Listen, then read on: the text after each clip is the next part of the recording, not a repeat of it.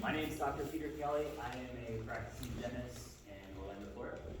I am also the co-founder, CEO of Operation Dental. We're a dental group practice based out of Orlando and Jackson.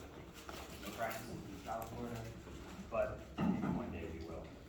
I know a lot of you guys are in your first, second, third year of dental school. So how is dental school these days? It's been about a decade since I've been in your shoes.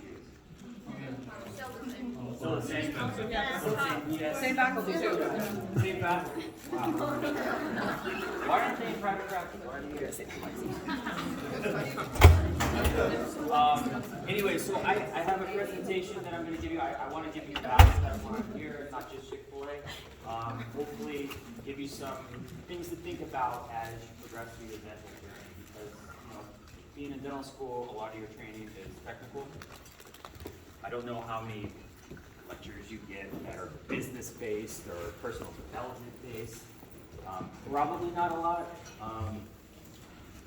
So hopefully you find some value in what we talked about. Operation Dental, just a quick, PR statement. We are consider ourselves a dental partnership organization, but we have a mixture of associates and dental partners. I'm a dentist myself. I come from a family of 7 dentists. I had no choice. I was forced into this profession. I wanted to be a musician and move to New York City. My dad said, good luck with that. All kidding aside, I'm very passionate about dentistry just because of the heritage I have. This is a great profession. I think you guys chose wisely. You can walk around this campus, with your head up with all the other students, medical optometrists. You've made a good decision. But there will be a lot of challenges, just like anything else. It's not going to be an easy road for many of you. So hopefully I can give you some advice on that.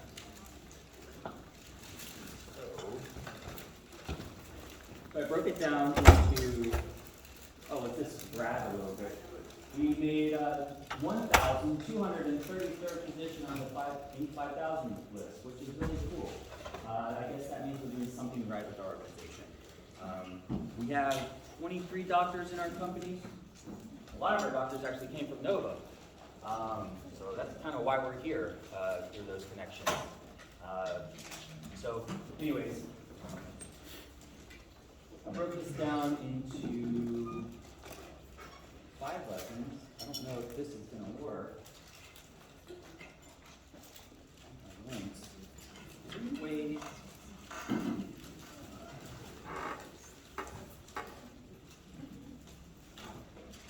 I'm not doing that, guys.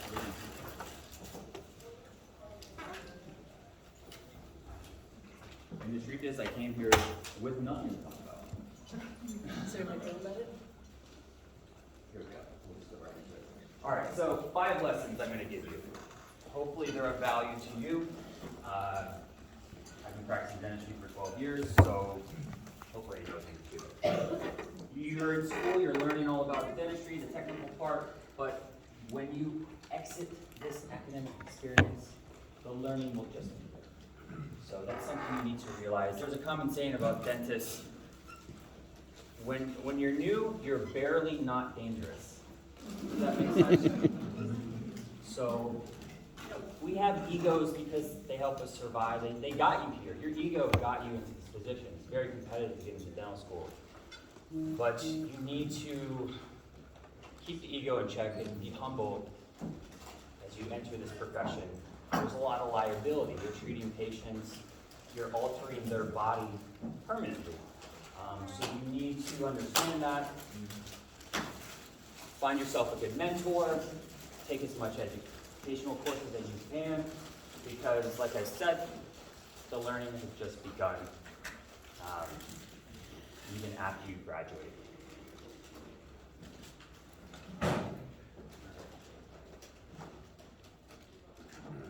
I've actually heard really good things about the Nova program. You guys get trained actually really well compared to other dental schools, which is good. You're paying a lot of money for your tuition, so it should be good, right? So get good before you get fat. This is kind of related to lesson 1. this is something that I was told in dental school. I think I was a sophomore or junior year in dental school. A guy just like me came in, and this is exactly what he said. I stole it from him. Get good before you get fast. And that was like the one thing that I never forgot about as I, entered my private practice. It's very easy to get caught up in like the hamster wheel of treating a lot of patients. You guys aren't there yet. You guys are young, but I'm just giving you a glimpse of the future, what it's going to be like. You guys know what insurance is? Dental insurance? Yeah. Medicare, Medicaid. How many wants to take Medicare and Medicaid? It's a good service, but I would say those types of payment plans are paying you 20 to 30%. A normal fee. If you're working in the public health environment and you're getting a salary, that's understandable. And there's some private practice settings that treat those populations, and you can get paid based on a salary. But if you're more interested in private practice, you're going to fall into a situation where you're going to be taking a lot of these plans, and you're going to see how much you're getting paid for this type of dentistry, and after a while, you're going to ask yourself, wow, that's all I got paid for that procedure. It took me 3 hours to do this crown. I brought the patient back in to cement the crown. It didn't fit. I had to send it back to the lab, get it remade. The patient came back again 2 weeks later. Oh, it doesn't fit again. I got to send it back for a third time. You get what I'm saying? In the beginning, you guys are very young again. In the beginning, it doesn't really matter because you just need the experience. But being in the situation that I am now, after cutting 5,000 crowns or so, you want to get paid what you're worth eventually, because it's expensive to go to dental school. So, but before you pursue that, you got to get good before you get fast. And what is good dentistry? You're probably learning good dentistry now, which is great about the academic education. Surprisingly, I was always told I'm not going to use anything that I learned in dental school in the real world. That's not true. You're going to use a lot of what you learn in dentistry in the real world. And it's going to be just sound, principles of restorative dentistry. Your fillings, are the margins sealed with the tooth? Because if they're not, what happens? Recurrent decay. Same thing with crowns. You want your margins to be sealed to the tooth. You want your dentistry to last, right? And just like anything else in this world, you get what you pay for. There is quality differences in everything that we purchase out there. Whether you buy your groceries at Walmart, you buy your groceries at Whole Foods. What type of dentistry do you want to do? Ultimately, is what I'm asking.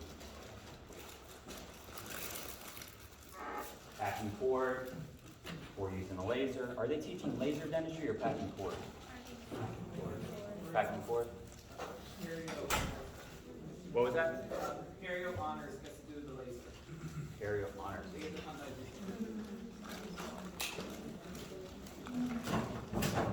So, we talked about getting good before you get fast. As you've made that transition, you've gotten really consistent at creating really good margins in your crowns and your fillings, and you're getting really good feedback from your patients and your staff. Now you're heading in the right direction. And when you're heading in the right direction, maybe now it's time to consider increasing the speed in what you're doing. So increasing your productivity with efficiency is the next step along the journey.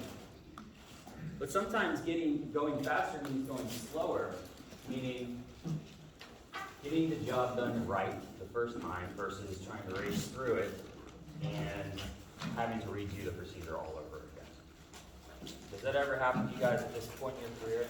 Has speed ever affected what you do?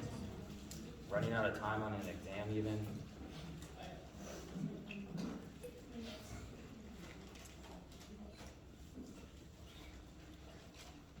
Actually, when you're more efficient, it costs less too, right? Going back to the same example of a crown not fitting because maybe you had 2 or 3 patients in the chairs next to you, and you're just, things happen. At the end of the day, that's why they call it a dental practice. I'm not saying mistakes are not going to be made in your journey to becoming a great dentist, but you do everything you can to minimize errors. Because ultimately, what if you were the patient in the chair, right? How many people have gotten dental work done? Anybody gotten, like, a lot of dental work done? I know one person. So, tell me about your experience with your dentist. What's your name? Trevor. Trevor. What was your experience like with your dentist? He was a close friend of the family, actually, so I thought it was a good experience. Nobody likes sitting in a chair and getting fillings done, but he was, I don't know, I felt comfortable with him. I wasn't worried about going into the dentist. Did he influence you to choose this profession in any way, or? Yeah, he told me I needed to quit mowing lawns over the summer and come work for him. So he's almost 100% responsible for it. Nice, very cool. So, see how impactful that is. How's your work doing? How's the dentistry doing? Is it holding up? Yeah, no problems. A lot of work done. How many years ago was that? 15. 15 years ago. See, that's a great story. Thank you for that, Trevor. You got work done 15 years ago by a dentist that's a family friend. That's probably how your family found him. And see how all this works?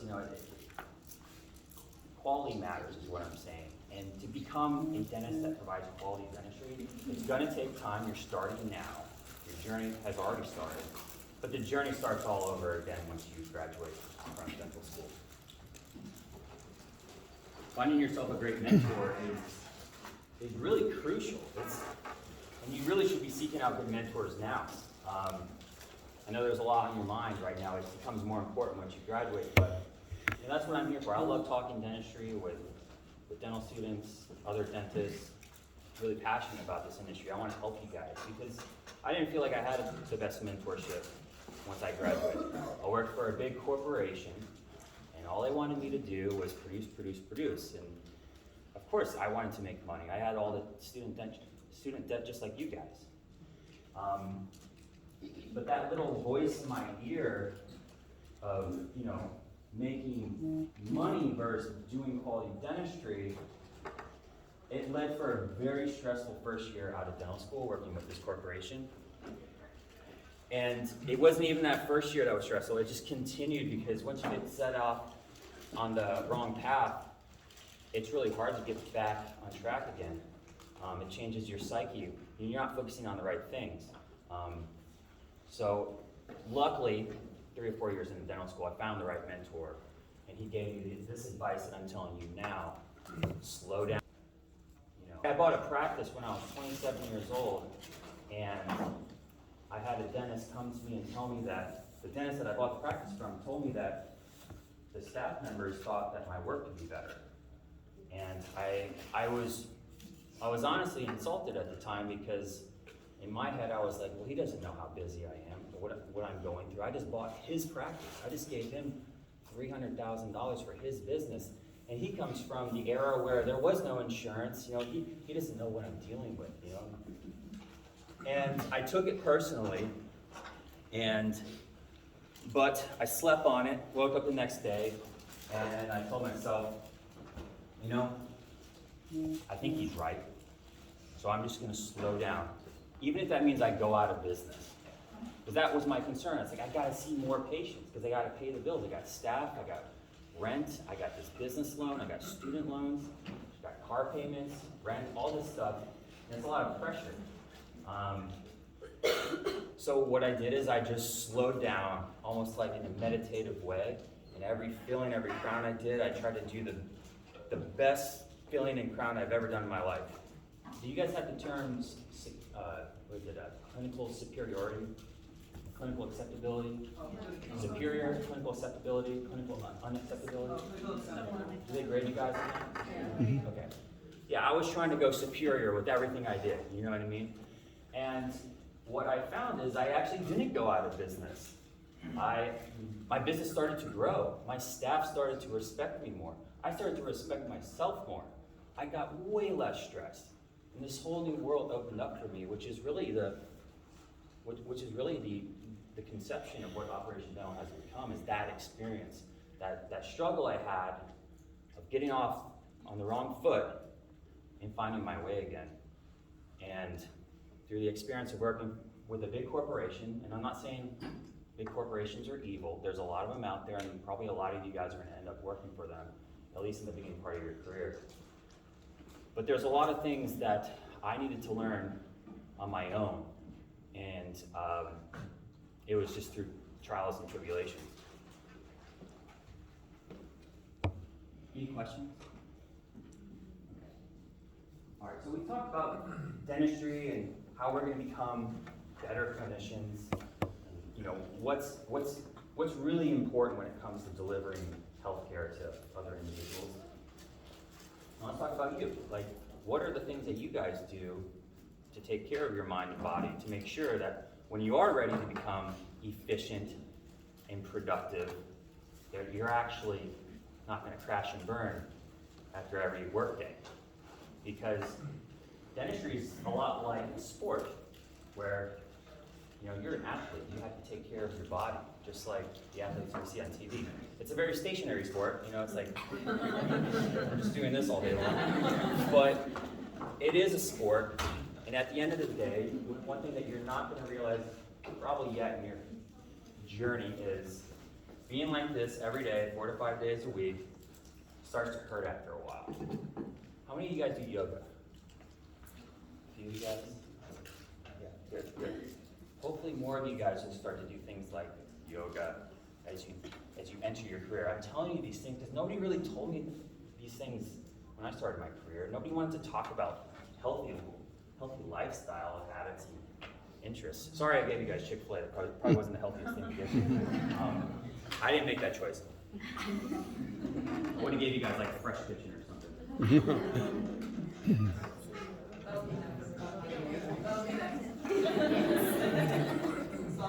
Dark. Yeah, it's fine.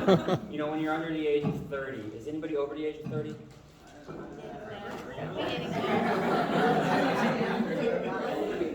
Let me ask you something. When you hit 30, did you feel like different, like on that? 30, it went like this. Yeah, your body's Something happened, like a fuse busted, right? Oh yeah. Nathan, what happened when you hit 60? A couple more fuses bursted? Yeah.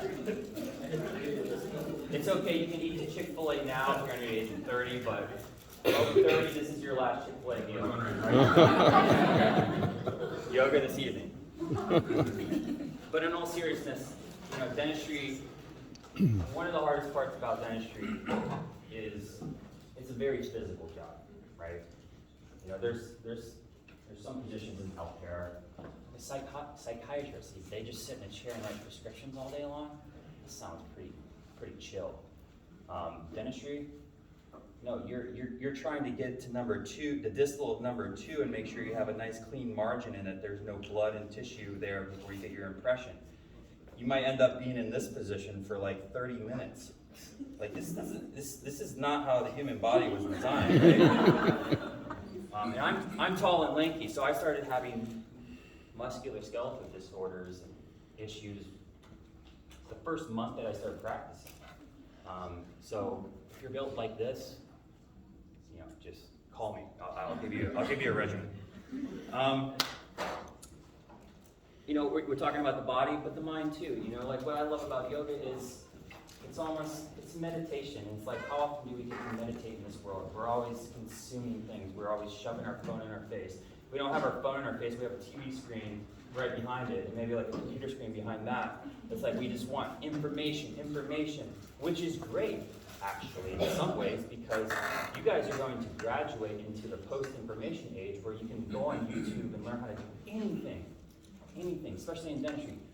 When I graduated 10 years ago, YouTube did exist, but the only video series that were helpful were these University of Michigan dental school videos that were literally shot in like 1978. They're still there?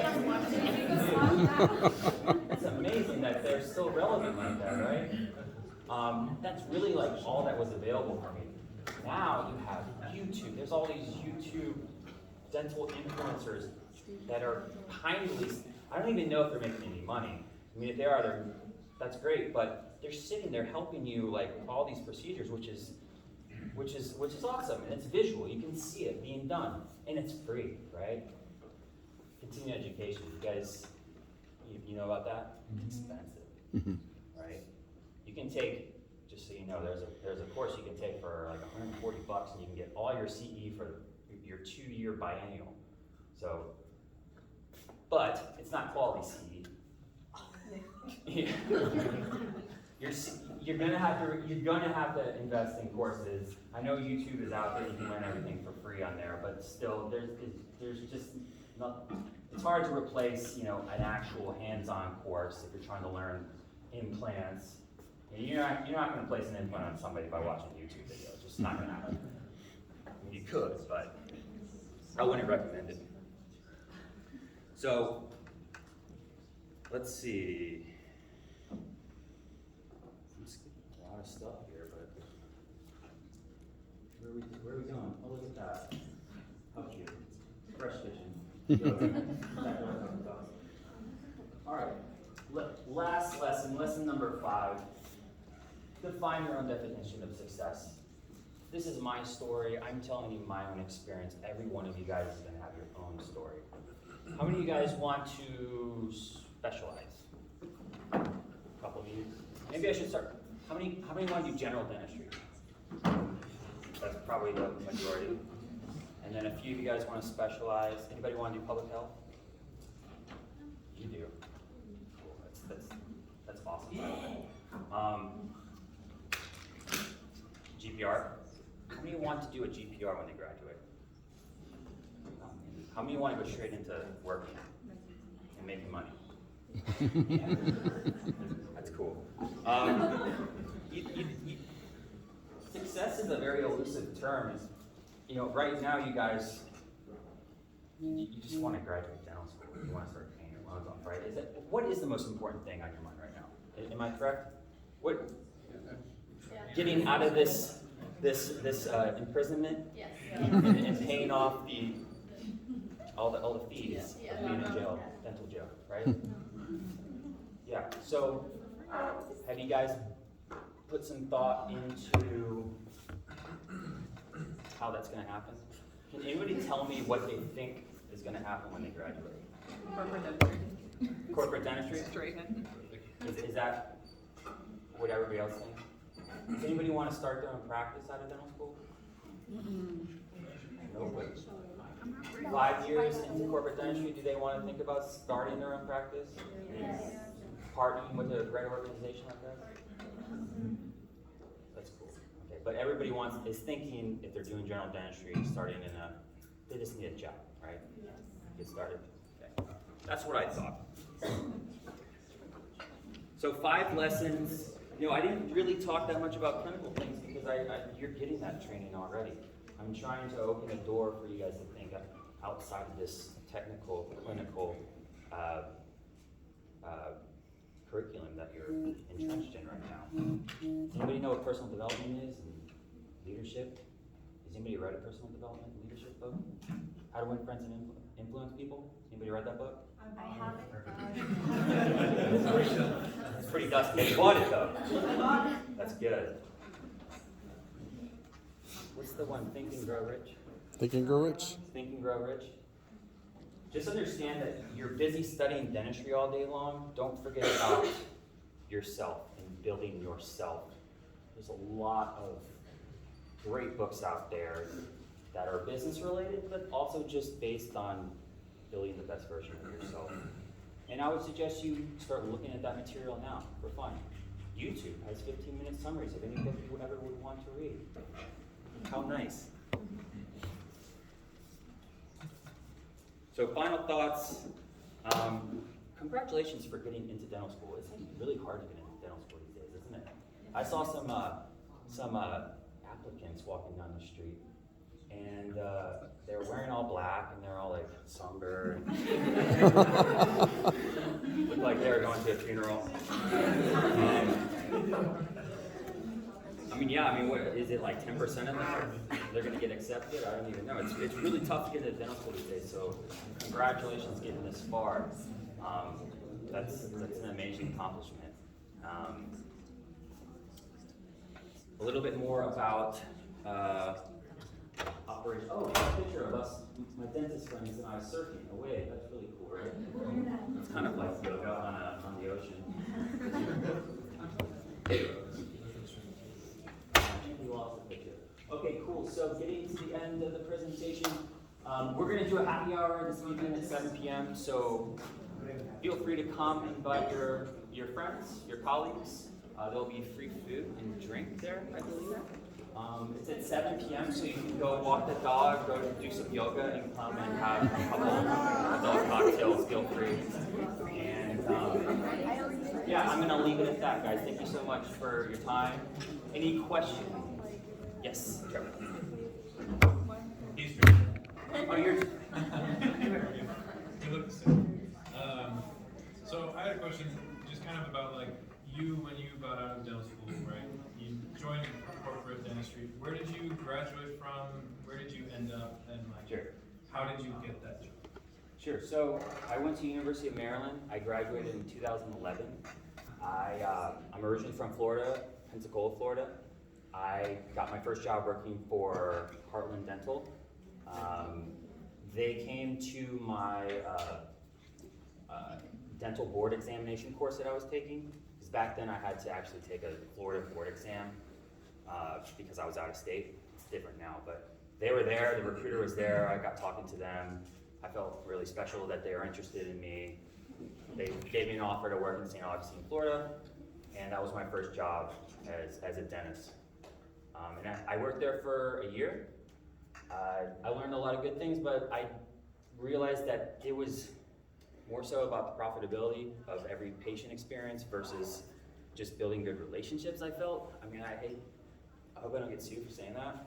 I might already be being sued by, I shouldn't say that. It's a David and Goliath battle out there sometimes. So, but on all seriousness, I learned a lot working with Heartland, but I wanted something different. I ended up working for a private practice where I wanted to buy in. I felt like it was a good situation. It was a dentist and his wife that were running the office. I didn't, after working there for a year, I felt like I was buying into the family. Because that's one thing that you're gonna realize. This is a very professional experience being in dental school, but then when you get out in the real world, you're dealing with people's spouses, like mom and pop business environments oftentimes. You got the corporate world, but there's still like a really big small business world out there. So that experience, it wasn't for me either. So last resort, I bought a practice. I literally bought a practice because it was like the last option. I thought I was gonna work for Heartland for a long time. I liked that model in the beginning.